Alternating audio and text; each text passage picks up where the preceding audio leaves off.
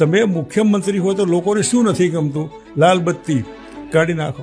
પગાર લેતા હોય નહીં લેવાનો, સિક્યોરિટી નહીં, પીવાના પાણીનું ચાર્જ નથી પોસાતો કાઢી નાખો. હું મુખ્યમંત્રી તરીકે રાજકોટમાં હતો ને અમારા કાશ્મીરાબેન ચીમનભાઈ શુક્લના દીકરી બ્રાહ્મણ લુવાણામાં પરણ્યા. બ્રહ્મ સમાજનું કોઈ ફંક્શન હતું ને મને ત્યાં બોલાયો હશે, મને ખબર નહીં કે જાહેરમાં માગણી કરી કે બાપુ આજે પરશુરામ જયંતિ છે, રજા જાહેર કરો. મેં કીધું કાશ્મીરા, આ પરશુરામ ક્ષત્રિયોને જેમને સંહાર કરેલો, હું ક્ષત્રિય અને મારે પરશુરામજી માટેની રજા જાહેર કરવાની? કે હા, મારો બ્રહ્મ સમાજનો આગ્રહ છે. અને બ્રહ્મ દેવતાઓ આગળ તો કોઈ સવાલ, અમારા દરબારો તો સવાલ જ નહીં. એટલે બ્રહ્મ દેવતાઓને ચરણમાં નમન કરીને મેં કીધું કે આજથી જ હાલ જ પરશુરામ જયંતિની ગુજરાત સરકાર જાહેર રજા તરીકે માન્ય કરશે.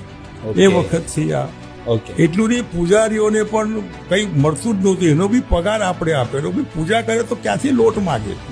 એને કંઈ એવું આર્થિક વ્યવસ્થા માસિક કરો જેથી એનું કંઈ પૂરું થાય.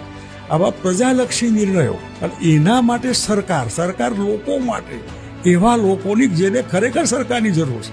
એનું નામ જ લોકશાહી. મજા કરવા નહીં, શૂટબૂટ બદલવા માટે નહીં, લહેર કરવા નહીં, ફર્સ્ટ ક્લાસમાં ફરવા માટે નહીં, ચાર્ટર પ્લેનમાં ઉડવા માટે નહીં, પબ્લિક માટે બધું કરવાનું. માટે પ્રજાશક્તિ લોકશાહી પદ્ધતિ એટલે ડેમોક્રેટિક પાર્ટી, એના માટે અમે પાર્ટી બનાવીશું.